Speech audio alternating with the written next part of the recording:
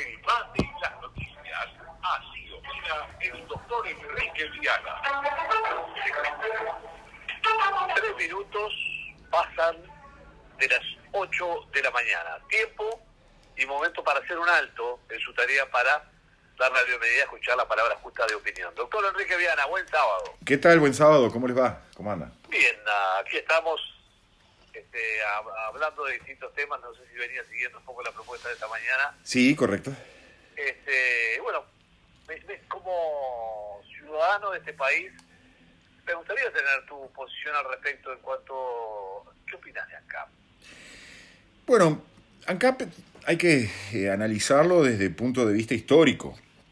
ANCAP fue una institución de las muchas creadas en el Uruguay, en la época de Valle y Ordóñez y con posterioridad, que buscaron en aquel momento darle firmeza a algo que venía tambaleando. Era un país que tambaleaba, era un país que no tenía fuentes de ingresos propias, que tenía que generar esas fuentes de ingresos, que tenía que dar trabajo, y bueno, cumplió una función.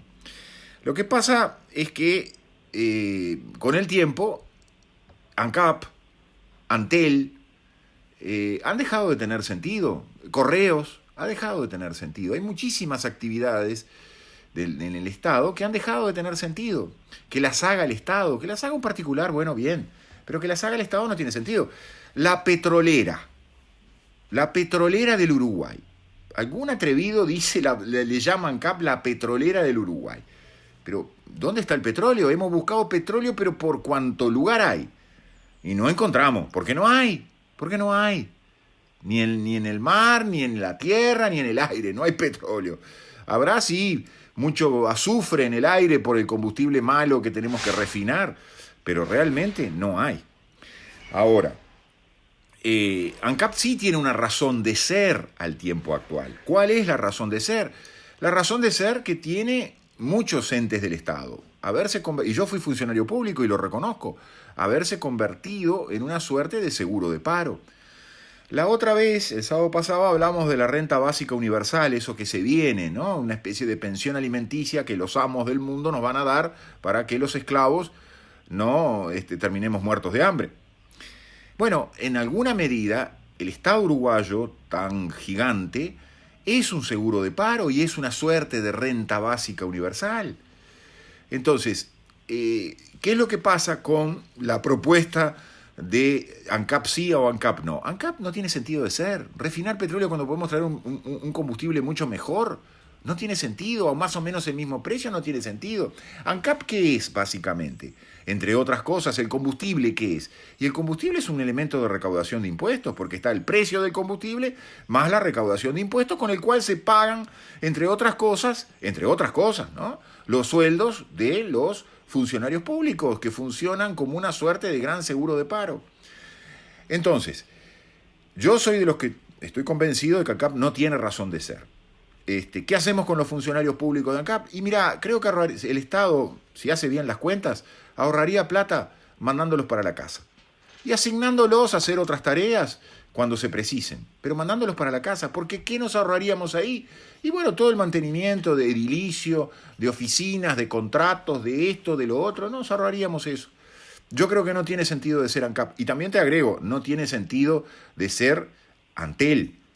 ¿Por qué los teléfonos tienen que ser producidos y regenteados por una empresa privada?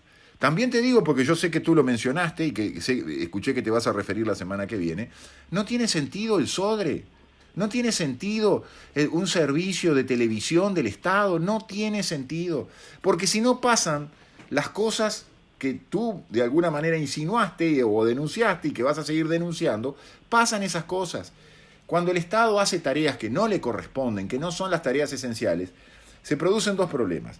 En esa suerte de suministro de esas tareas no esenciales hay problemas, entre otros de corrupción. Pero además hay un problema que es mucho más grave.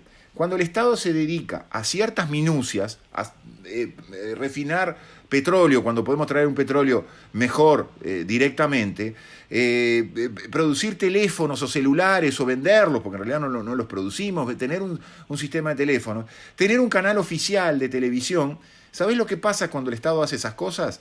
Descuida las fundamentales. Y entre las cuestiones fundamentales están la policía, la justicia, la salud, la educación. Y esas cosas las descuidamos y las tenemos muy mal. Entonces tenemos un Estado gigante muy mal en todos los sectores. En los superfluos, en los sectores superfluos, es como que vos quieras comprar para cortar el césped de tu jardín de 2 metros por 2 metros, no sé si lo tenés, Freddy, quieras comprar una gran máquina y entonces cortes el césped de tu jardín. Pero resulta que cuando vas a abrir la heladera de tu casa no tenés comida. No. El Estado tiene que ser administrado con racionalidad.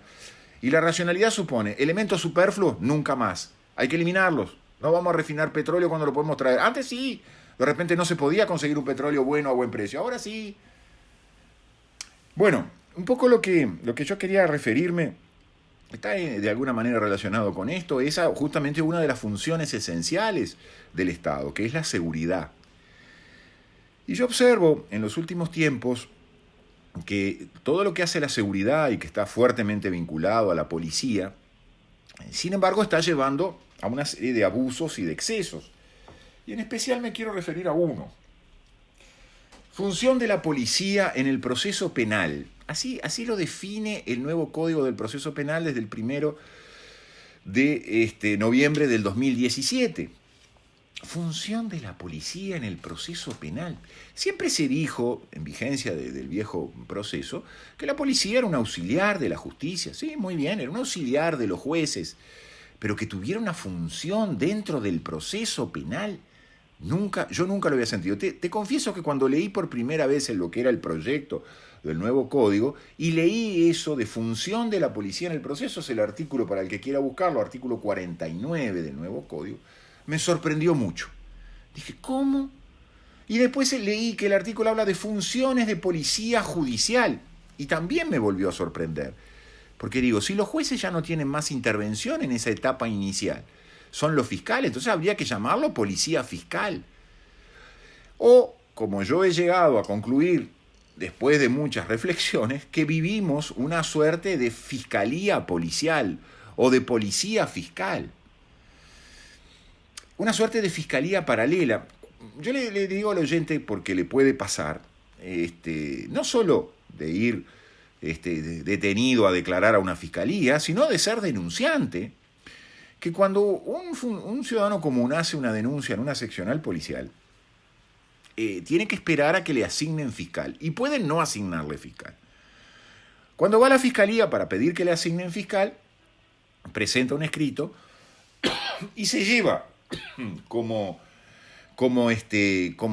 papel de recepción un papel que dice Ministerio del Interior. Entonces esa simbiosis, que en algún momento el doctor Jorge Díaz lo llamó el sistema escandinavo, yo no sé si el sistema escandinavo será así, donde policías y fiscales poco menos que cohabitan en una misma sala, en un mismo lugar, ¿no? Yo a esto lo llamé, y lo llamé con mucho tiempo de anticipación, incluso se lo decía a mis colegas cara a cara, se lo decía a muchos de mis colegas, algunos se reían, otros se enojaban, les decía, mirá, vamos a un sistema donde los fiscales se van a sentar en la falda de los policías. En algún caso puede ser que sea al revés, que el comisario se siente en la falda del fiscal o de la fiscal. Pero lo cierto es que vamos a un sistema policial. Y eso se ha visto confirmado con esta idea. Esa primera etapa del proceso que antes le pertenecía al juez, el juez de instrucción, ahora le pertenece al fiscal, y es una etapa que se desarrolla en un ámbito administrativo. Y la propia Fiscalía ha reconocido lo que llama la faz administrativa del proceso penal.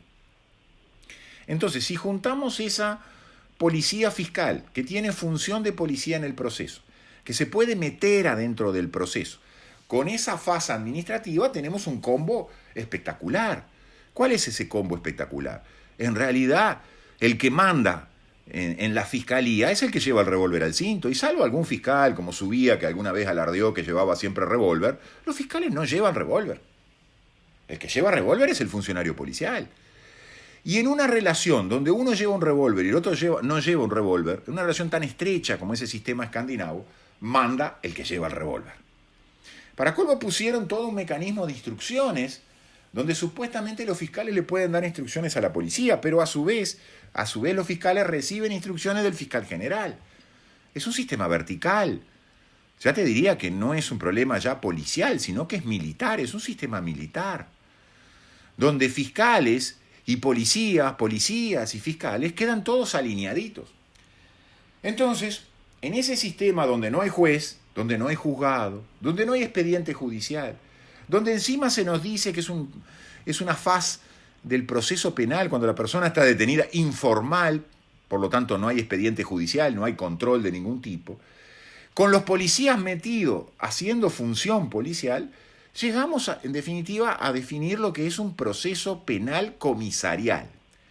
Y yo le agrego algo más, que tiene una doble jerarquía, un doble mando, un doble comando, como se dice ahora. Ese doble comando hoy son los Jorgitos, Jorge Larrañaga y Jorge Díaz. Pero a su vez, ellos tienen a su vez un jerarca por encima, que es Luis. Entonces, y antes fue Tabaré, y antes fue Pepe. Para que nadie me venga a decir que hay diferencias, no lo hay. Entonces, ¿qué quiere decir eso? ¿Y los jueces dónde están? Bueno, los jueces son los jueces no. Los jueces no son los que no participan, los que no pueden participar. Ellos tienen prohibido participar en esta fase, que es la más importante, esta fase administrativa del proceso, que es cuando se decide quién va a ir preso y quién no va a ir preso, en definitiva. Antes lo decidía un juez. Ahora, ¿quién lo decide? Y lo decide Luis a través de Jorge y del otro Jorge y del fiscalito que cumple su función de fiscal dependiente bajo instrucciones. Entonces, el que decide quién va preso y quién no va preso es el gobierno. Obviamente que al gobierno le puede interesar poco el señor que se hizo tanta bulla con el secuestro de esta semana. Había que cambiar un poco el tema porque el COVID ya nos tiene a todos bastante saturados, ¿no? Y bueno, por suerte surgió un tema para cambiar. Ahora, tenemos una suerte de regreso al absolutismo. Cuando nosotros observamos que fiscales y policías, bajo el mando del gobierno de turno, deciden quién va preso y quién no va preso, estamos complicados. Estamos realmente complicados. Estamos en una hipótesis muy cercana a una dictadura. ¿Por qué? Porque destruimos la separación de poderes. Le dijimos a los jueces no pueden intervenir. Le dijimos a los jueces que en el mejor de los casos, como va a ir todo pactado tras una extorsión, porque resulta que ahora el mecanismo extorsivo de los pactos, que lo hacen los fiscales, le sumamos al policía dentro de la fiscalía con el revólver al cinto. Y fíjense el poder de la extorsión. ¿Quién no se asusta cuando viene un comisario y le dije tenés que cambiar de abogado porque tenés que pactar? Pactan 4 años preso en las cárceles uruguayas porque si no te vamos a dar 14, 15 años.